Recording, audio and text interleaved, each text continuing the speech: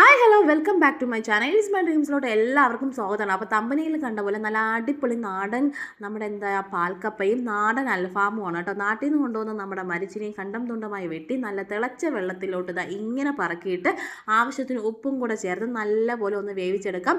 അപ്പോൾ ഈ ഒരു വീഡിയോ നിങ്ങൾ സ്കിപ്പ് ചെയ്യാൻ തന്നെ കാണുമെന്ന് ഞാൻ പ്രതീക്ഷിക്കുകയാണ്.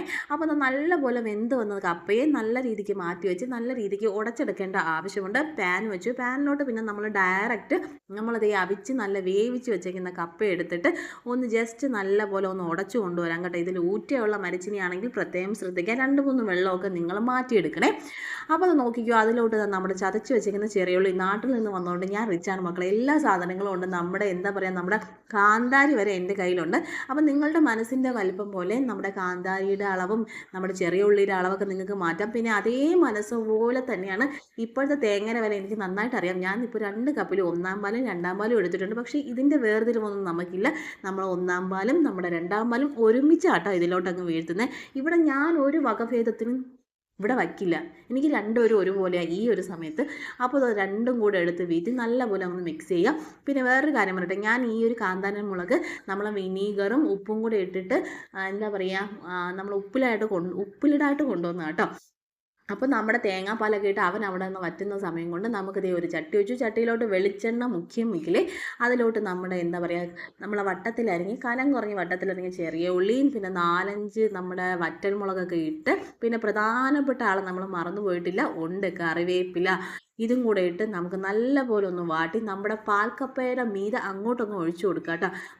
എന്താ ഭംഗി. പക്ഷേ എനിക്കുള്ള പോലെ വട്ട് നിങ്ങൾക്കുണ്ടോ? ഈ ഒരു ചട്ടിയിൽ എണ്ണ ഫുള്ളും എടുത്തില്ല എന്നുണ്ടെങ്കിൽ എനിക്ക് എന്താ ഭയങ്കര ഒരു പ്രശ്നം. ഞാൻ അതുകൊണ്ട് 2-3 സ്പൂണ് പാൽക്കപ്പ എടുത്ത് മിക്സ് ചെയ്ത് അതിൻ്റെ മുകളിലോട്ട് അങ്ങ് വീഴ്ത്തിയിട്ടുണ്ട്. അപ്പോൾ ഇങ്ങനെ സ്വഭാവമുള്ളവരുണ്ടെങ്കിൽ കമൻറ്റ് പ്ലീസ്. അപ്പോൾ നേരെ നമുക്കിനി അൽഫാമിലോട്ട് പോവാം.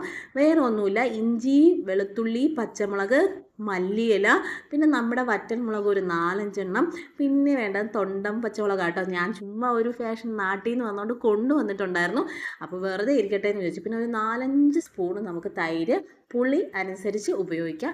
ഇതുമാതിരി അരച്ചു കൊണ്ടുവരാം. മനസ്സിൽ ദേഷ്യമുള്ള ഒരുത്തനെ അങ്ങ് വിചാരിച്ചത് ഇവൻ അങ്ങോട്ട് അറക്കുക. എനിക്ക് പിന്നെ ആരോടും ദേഷ്യം ഇല്ലാത്തതുകൊണ്ട് ഞാൻ ഈ പരിപാടി ചേട്ടനെ ഏൽപ്പിച്ചിട്ടുണ്ട്, അല്ലാതെ അറക്കാൻ വയ്യാത്തതുകൊണ്ടൊന്നും അല്ല കേട്ടോ. അപ്പോൾ മനസ്സിൽ വിചാരിച്ച് ആരൊക്കെങ്കിലും പകയുണ്ടെങ്കിൽ ഇവനെ അങ്ങ് ആ ഒരു നല്ല അടിപൊളി അങ്ങ് കുത്തി എല്ലാ പീസുകളും നമുക്ക് എടുക്കാം. 4 പീസായിട്ട് നമ്മൾ എടുത്തിട്ടുണ്ട്. ഇനി കഴുകി കൊണ്ടുവരാം നന്നായിട്ട്. എന്നിട്ട് അതിലോട്ട് ഉപ്പും നമ്മളത് അരച്ച് വെച്ചേക്കുന്ന ഗ്രേവിയും പിന്നെ ആവശ്യത്തിന് വെളിച്ചെണ്ണയും കൂടെ ചേർത്ത് നല്ല പോലെ മിക്സ് വെല്ല് കേട്ടോ. ഇനി ഇവൻ 1/2 മണിക്കൂർ അവനെ അവിടെ തന്നെ വെച്ചേക്കാം. ഈ സമയത്ത് നമുക്ക് വേണമെങ്കിൽ നമ്മുടെ പാൽക്കപ്പ ഉണ്ടാക്കിയാലും മതി. ഞാൻ അങ്ങനെയാട്ടോ ചെയ്തത്. അപ്പോൾ നോക്കിക്കോ. അപ്പോൾ നമ്മുടെ അൽഫാം ഞാൻ പറഞ്ഞില്ലേ, നമ്മൾ എയർ ഫ്രയറിലാട്ടോ ഉണ്ടാക്കാൻ പോകുന്നത്. നമുക്ക് ആദ്യം ഒന്ന് പ്രീ ഹീറ്റ് ചെയ്താണ് കേട്ടോ. ഒരു 5 മിനിറ്റ് നമുക്കൊന്ന് പ്രീ ഹീറ്റ് ചെയ്യാം, ഒന്ന് ചൂടാക്കി എടുക്കാം. എന്നിട്ട് നമുക്ക് ഞാനിപ്പോൾ ഒരു 100-ൽ വെച്ചിട്ട് ഒരു 5 മിനിറ്റ് ജസ്റ്റ് ഒന്ന് ചൂടാക്കി എടുക്കാനാണേ. അപ്പോൾ അവൻ നല്ല ഒന്ന് ചെറുതായിട്ടൊക്കെ നമ്മൾ എയർ ഫ്രയർ ഒന്ന് ചൂടാക്കി വരുമ്പോഴത്തേക്കും നമ്മൾ ഈ ഒരു പോളിത്തീൻ്റെ നമ്മുടെ ഒരു ഷീറ്റ് അങ്ങോട്ട് വീഴ്ത്തിയതിന് ശേഷം എല്ലാത്തിനെയും അങ്ങോട്ട് പിടിച്ച് എല്ലാവരും അഡ്ജസ്റ്റ് ചെയ്തൊന്ന് കിടന്നേക്കണേ. അതായത് 6 പീസ് ഉണ്ട് കേട്ടോ. ഞാൻ പറഞ്ഞപ്പോൾ ഒന്ന് തെറ്റിപ്പോയി. അപ്പോൾ നമ്മൾ ഈ ഒരു കോഴിയെ 6 പീസായിട്ട് തന്നെ എടുത്തിട്ടുണ്ട്. 6 ആണോ 5 ആണോ? 5-ഓ 6-ഓ ആണ് കേട്ടോ. സംഭവം ഞാൻ നോക്കിക്കോ. നമ്മളത് എയർ ഫ്രയറിലോട്ട് ഞാൻ ആദ്യം വയ്ക്കുന്നത് 200 ഡിഗ്രി സെൽഷ്യസിൽ 15 മിനിറ്റ് വെക്കുന്നുണ്ട്. അപ്പോൾ അതാ നോക്കിക്കോ, ഇങ്ങനെ വന്നിട്ടുണ്ട്. ഇനി ഇതിനെ നമുക്കൊന്ന് തിരിച്ചിട്ടിട്ട് വീണ്ടും 200 ഡിഗ്രി സെൽഷ്യസിൽ ഒരു 20 മിനിറ്റും കൂടെ ഞാൻ വയ്ക്കുന്നുണ്ട്. ലാസ്റ്റ് ആൻഡ് ഫൈനൽ നമ്മൾ അടിപൊളി കിടുക്കാച്ച സംഭവം കിട്ടിയിട്ടുണ്ട്. പിന്നെ ഒരു കാര്യം ഞാൻ മറന്നുപോയി, നമ്മൾ അരയ്ക്കുന്ന സമയത്ത് കുരുമുളക് ചേർത്തിട്ടുണ്ടായിരുന്നേ, അത് ഞാൻ അങ്ങ് വിട്ടുപോയി. അപ്പോൾ അതൊന്ന് ചെയ്തേക്കണേ.